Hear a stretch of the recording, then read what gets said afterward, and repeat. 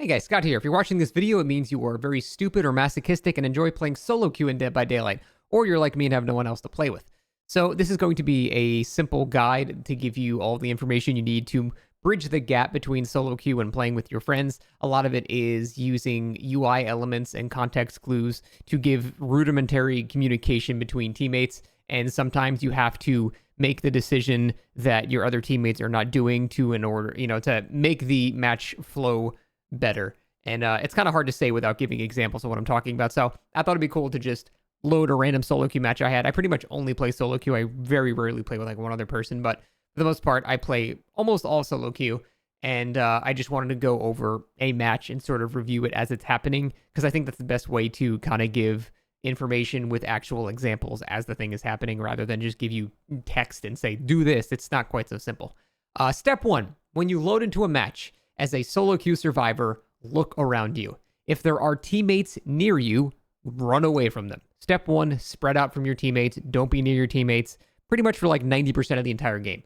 You never want to be near them. If you spawn on a generator by yourself, then okay, that's fine. Go work on it. But for example, right here, if I spawned here and another teammate walked in through the shack door and started working on the gen, I would immediately leave this generator and go find a different one and spread out. You can't count on your teammates to spread out for you. So sometimes you have to move away from them. And if that's the case, fine, no big deal. As long as you're spreading out over the map, it's going to be a lot harder for the killer to pressure the entire map. Because, you have 2 or 3 people on a generator. The killer walks up. Well, now he's pressuring 3 people instead of just 1 guy. You can see how math-wise that's going to be way better for the killer. So spreading out, by far the most important thing you can do, even with your friends. This is just a general DBD tip. Now, if you are spread out like this, typically you can hear when the killer, whoever he's chasing, you can hear that they're coming and give the person that they're chasing plenty of room to just run away. And so if you're all grouped up, that becomes very complicated. You can't both loop in the same direction. You end up blocking each other. So spreading out, get to another generator as quickly as you can. Just keep doing something. One of the most important things about solo queue is just always do something, whether it's healing somebody or even setting up a boon. Just don't be walking around the edge of the map doing nothing. Just always at least be progressing the game in some way. Even healing people is progressing the game, because you're essentially slowing down the next down that the killer gets. So it still helps you in terms of time efficiency. But one of the most important things to learn about solo queue is the UI right here. These icons are incredibly important to understanding what your teammates are doing, and it can even be used to tell other people to do something if you think about it in a clever way. So let's look at the scenario that we're at right now. There is one person on a hook. Now, you can see the ace has the chase indicator around him. Now, he's the obsession too, so you can see that it's the obsession tentacles as well. But even if he's not the obsession, there's little tentacles that wiggle there to indicate that they're currently being chased. That's what that looks like. So, knowing that the ace is being chased, I saw the other teammate right behind me. It was pretty much like right here. Now, it's pretty lucky that I saw her. In solo queue, you might not actually know where your other teammate is. I just happened to see her exactly. She sees that I am closer to the unhook, so she immediately goes to a generator because she sees him going to the unhook. There's no reason for both of us to go save. That's just a waste of time. So she starts running to a gen. I start running for the unhook. Someone else is being chased. Someone is on the hook. We're all doing the correct thing right now. No one is wasting any time. We're all being efficient without any actual communication to each other. We're just looking at the UI elements to see what we should be doing. Again, here, unhook happens. Now I'm healing. She's getting healed. One's on a gen and one's being chased. Again, we're all doing something that we're supposed to be doing. No time is being wasted. Healing people is not a wasted time unless it's like a legion or something like that, because it ensures that the next chase is going to take longer for the killer to actually down. It makes it harder to snowball, things like that. So these are all still good things to do. As long as you're doing something, it's going to be good for you. As soon as that action is done, go back to a generator and continue spreading out and just doing gens. Like I said, always be doing something that progresses the state of the game in some way or slows it down for the killer. So it makes it harder for him to kill people. And just continue doing that and continue looking at the UI elements, and you'll know what everyone is doing for the most part. Now, Elodie made a mistake here.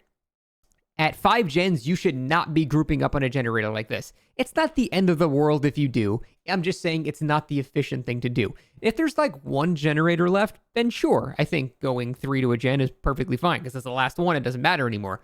And that's it. In that case, it's great. But if you still have, 2, 3, 4, 5 gens up, grouping up like this is usually a bad idea unless it's a problem generator you need to get out of the way very quickly. But most of them are not really like that. So this Elodie should not have come up here and done this generator. She should have ran past me and done the generator that was kind of like over here that I started working on earlier. In this scenario, as a survivor, though, you can make an executive decision to leave the generator as well. You can control your teammates, but you can still control spreading out. It's kind of a pain that she makes you leave the generator to go somewhere else and spread out. But, it's still better to spread out. If you don't spread out, things like this happen where now he gets that surge that hits 2 people instead of 1 person. So the progress was blocked for both of us for more time. Basically, the killer just got more value from that perk because of that. Or that was eruption, something. Whatever his perk was, regardless. It still got the killer more of a benefit because we were 2 people on the same generator. If I was separated on that other one, it would not have been quite as efficient for him. So spreading out, good idea. And again, we're right back to the looking at the UI indicator. So this scenario, again, this tells you all you need to know. This is basically as good as having comms on Discord. And I think people really need to understand this. So we can see that I'm on a generator right here. We can see that this person's on a hook. This person's about to finish a generator. And obviously this person's on a gen right with me. We know what everybody is doing. So we know as soon as this generator pops from her that she's able to go save. Now, she's much closer than we are, so she should be the one that goes and saves. Now, I think the Elodie here leaves to go save anyway, which is honestly a mistake. Actually, I take it back. I forgot. Never mind. Smart idea. I have not watched the rest of the video yet. So actually, that is actually a really smart idea. So she stays on the generator until she sees with a UI element that this person just became injured, and now you can see the chase marks right here. So now I'm on a generator, she's on a hook, she's being chased, Ellie decides to go save, or I could have gone to save, and that is the correct choice. So again, we're not over-sending help. That's one of the biggest mistakes people make in solo queue. They send too much help. If no one has an icon, for example, if we're in this scenario right here, pretend this person's not injured and there's no chase icon, you should not be going to save. Now, there can be the very rare awkward scenario where everyone makes that exact decision at the same time and goes, oh, well, someone else is going to save. And then you're in a scenario where the person's been on hook for 40 seconds and no one's saved yet.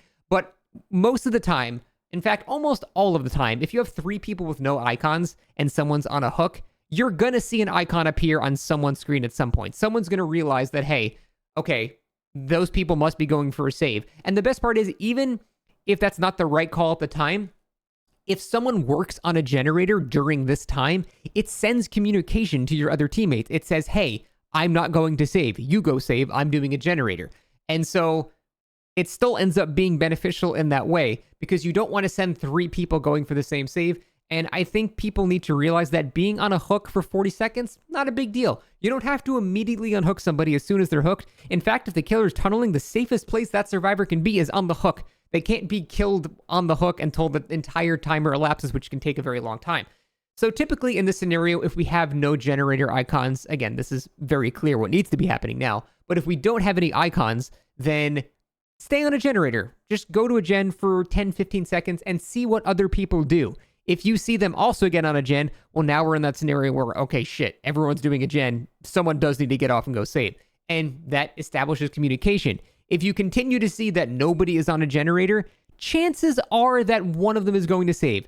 Again, it is solo queue. You might actually have 3 teammates that are legit babies that are just skirting around the corners of the map doing nothing. But I found the vast majority of the time, at least one person is going to save. I would say 1 out of 10 times we have a scenario where a guy goes to the next stage on the hook because we were all thinking the exact same thing.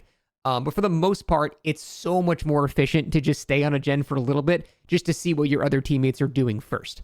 So that's would be my advice there. Again, it's not super fun, and if the guy in the hook goes second stage, that does suck. It really does suck. But it's still overall better for your team in the long run over a grand amount of time and, a bigger sample size and things like that. So a lot of this is really just learning how to use that UI and being able to make common sense decisions based on who is doing what. And that's sort of like the whole key of solo queue. That's the main thing I want to talk about. It's not like you can put perks like Kindred on so you can see everybody else when you're on a hook. You can put on perks like Deja Vu to stop people from 3-genning and things like that. those are all things that people, I think, have given guides on, and then we've all talked about great solo queue perks, things like that. I want to really cover that mindset of solo queue. It really just boils down to common sense and using this UI. That's the entire way to actually succeed at solo queue. Now, again, you can't make people do things if they don't know what they're doing. It's just impossible to control other people. But you can see what they are doing and make proper decisions based on that. You can know when it's a good time to go save, when it's a good time to go heal, when it's a good time to do a generator, when it's a good time to hide because the killer's coming. All of this is just based on this UI right here. And before we had this, I wouldn't even bother making a guide to playing solo queue Survivor because it was just unplayably bad. But I found this makes it so much easier. You can do things like adrenaline plays.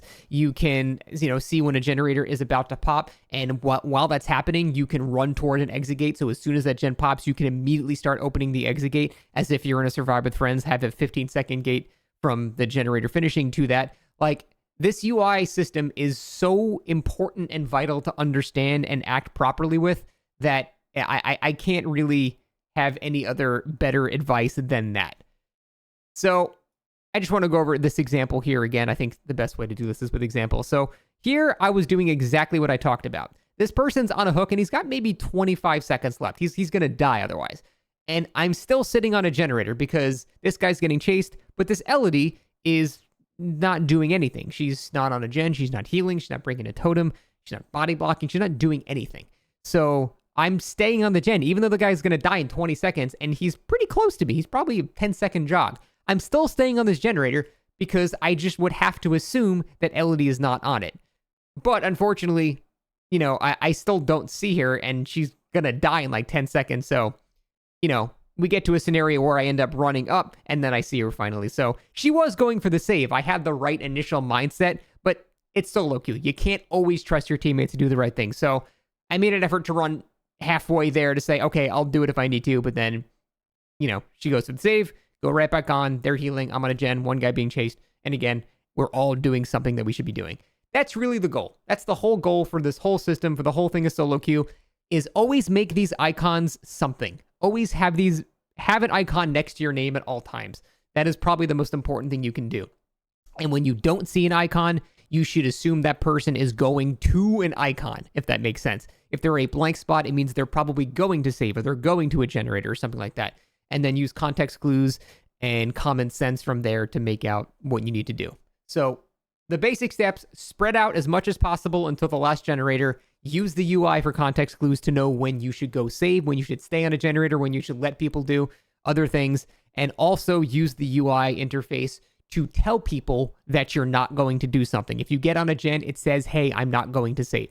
And that's ways you can bridge the communication gap in a clever way without actually having to talk to them. So it seems like somewhat of a simple guide, but I can't express that is the most important thing, and that's the whole secret. There's nothing more complicated to it than that. Use this UI element well, and you will do better in solo queue. If everyone else also starts doing that better, then solo queue becomes a lot more manageable and bearable. But that's pretty much it. You've all seen perks and other guides for things to bring into solo queue, like bringing a med kit because you can't rely on people to heal you. Those guides have been made before. I just wanted to go over the UI because I think that is the single most important part. It's making that communication happen with graphics rather than voice. But that should be it. Thanks for watching. See you next time.